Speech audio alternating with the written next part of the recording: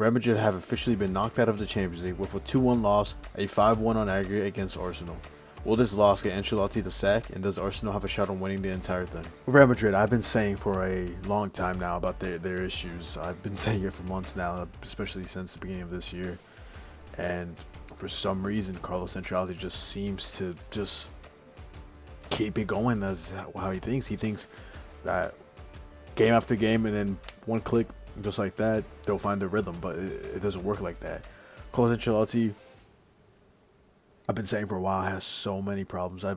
Even before when he's won the Champions League, he's won it twice in the past couple of years with Real Madrid with this base similar team, and Mbappe joins, and out of nowhere they start performing bad. And I think it's just how unprepared Carlos Ancelotti was with the arrival of Kylian Mbappe, and that he just thought that adding him to the team would just take them to the next level, which is definitely not what happened. It's the complete opposite, and there's many reasons why.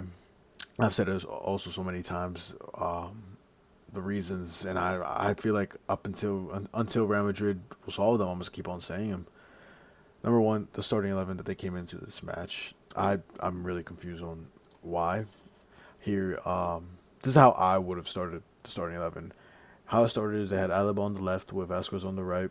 I did keep it Vasquez, but I'll explain later on. And they had Raul Asensio, Rudiger. Instead of Denis Ceballos, they had Tchouaméni, and they had Fede, Bellingham in the front three. And my starting 11, I would have Fran Garcia starting, and people are probably wondering why I would have Lucas Vasquez. Lucas Vasquez, for me, he's always been terrible in defending. It's a known thing. Vasquez has never been that guy at defending. He is a winger, but when he's up, he for me, he does amazing things when he's up in attack. You can really see how he gets the ball in. He wins the ball back. He's aggressive. He tries to get into the box. For me, Lucas Vasquez is a really good attacker, and he's just playing in a position where he's just not meant to play, and he's just not. He's not a fullback. He's not a right back. His job is not to defend. For me, Vasquez would excel at a wing back, right wing, and the one thing about Carlos Ancelotti, he doesn't change of what's going on. Real Madrid are performing really bad, and he just decides to keep the same thing going and going and going. I just really don't get that. I really don't. Carlos Ancelotti, if something's going wrong, why don't you change it? Just why? What's the worst that can happen? With Carlos Ancelotti, I feel like I say his name all the time now because it is just so many issues and so many problems with him, and he seems never to fix it. And a huge issue that is the starting 11, and he goes, for me, he has favoritism. Carlos Ancelotti, he has favoritism. He believes in, I guess, experience more than, if he probably thinks that if a player has played longer than this player, he knows better and what to do. And that kid's from Real Madrid now. I don't know why you start. I don't know why you believe on going for the same formation and the same squad that you went into in London. They're just going to perform better out of nowhere, especially with the game they had against Alaves where they did not perform as good. I just really don't get that. I really don't. And you have a team like this. For me, it's probably wouldn't have changed a single thing. Real Madrid are bad and they're terrible, and they're not gonna fix that. And I'm really nervous to see how they'll do against Barcelona. Because Barcelona look really good, all season, and just to see them lose another Classico, especially in a Copa del Rey final, is gonna be hard to see. But I pretty much lost a lot of faith with Real Madrid. The players, coach, everything with Real Madrid. Another issue is, I've said it so many times, a situation like this, Carvalho gets hurt, you got to produce your young talent, you got to get them ready, you got to get it. If a situation like that happens, they're ready to take up the mantle. They're not going to perform as good as a Carvalho, they're not going to perform good as a Militao or a Rudiger when they got hurt. I mean, you can look at Asensio, and he took up that role pretty good, but you got to be prepared, man. And you have an amazing bench, and you don't use your players, which I don't get. If you don't have trust in your players, why even bring them? Why even? They're just rotting in the bench. It shows he doesn't have trust in his players. This game in a long time is when he used players pretty early on in the half. I think he subbed in Fran Garcia, Dani Ceballos, and I think it was Endrick. and he took out Rodrygo for Endrick, which was really shocking. Um, I don't know why you're subbing out Endrick for Rodrygo. He was too nervous to take out Mbappe, but I might as well put on Arda Güler or put in Brahim Diaz. 100% would have performed better than Endrick in the wing. You know, Endrick's a number 9. You're not going to put him at right wing. Fran Garcia, I think he should have started at the get-go. I'm a huge fan of Fran Garcia, and Carlos Ancelotti doesn't see it. Like I said, why bring him in if you're not going to use him? You know, Mendy's hurt, and there's rumors with Miguel Gutierrez, who I'm also a huge fan of. He was a Real Madrid Academy player, prospect. You know, I love Real Madrid Academy players, but there's just so many problems with Carlos Ancelotti. Another thing is,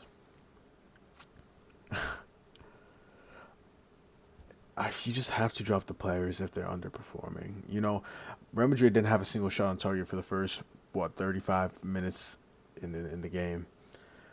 They had so many chances they had so many set pieces, so many crosses they've won, and Arsenal's defense is just unstocked. You know, the way Saka dropped back in defense and Martinelli, you know, they helped defend Arsenal.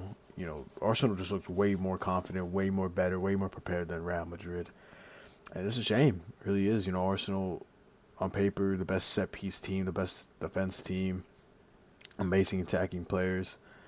And just Real Madrid just got humiliated, just completely humiliated against Arsenal today. And it was a shame to see. You know, I mean, as a Madrid fan, you want the best for your team. And a performance like that is a realization, hopefully, from the president of Real Madrid and the higher-ups that Ancelotti, and not just, you know, I'm not 100% blame is not just on Ancelotti, it's the players. You know, you 100% got to put yourself out there and try to become the best or try to win, especially in nights like this where everyone was really determined and really, you know, amped up to see a comeback, which just did not happen. It's a shame, really.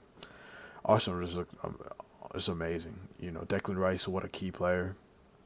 Declan Rice got hated with, you know, his price tag that he had. For me, Declan Rice is one of the best center midfielders, best center defensive midfielders in the world. The way he gets the ball is amazing. Arsenal's backline, amazing. Saliba, Gabriel, Timber had an amazing game. He really locked up in that game. Miles Lewis-Skelly, world class. He did better in the first leg, but, you know, just as amazing. And yeah, the little controversial things with the penalty. I think that's a clear penalty. Either way, wouldn't have changed the fact of the game. But, you know, it's a clear penalty. I think they said it was offside, but I also checked and it looked like Mbappe was onside also. And it was weird because in the stadium it said it was because the referee didn't see enough contact, but then on the official UEFA they said it's because it was offside, and other sources offside. I don't know what the call was, but if it wasn't offside, and for me it was a clear penalty. But like I said, we wouldn't have changed anything to the game. Nothing much crazy. And yeah, just Real Madrid have so many problems. This is how I'll start. This is how I would want Real Madrid going into next season. A 3 in the back formation. I have Eder Militao, Dean Huijsen, I can't always pronounce his name, and Raul Asensio, Courtois, Fran Garcia, Tchouaméni, Valverde. People are going to be really surprised if you're saying that. Where's Trent? Where's Carvajal Hall?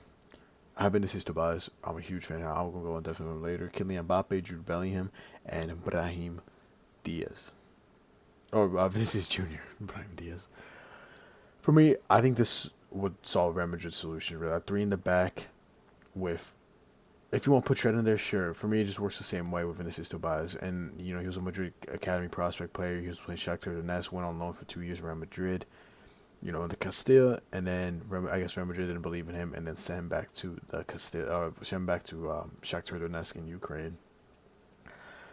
The 3 in the back, I really like Raul Asensio, you know, Dean Huijsen and Asensio could be a partner up in Spain, but it's probably going to be Kobarsi and him, which is probably the main option.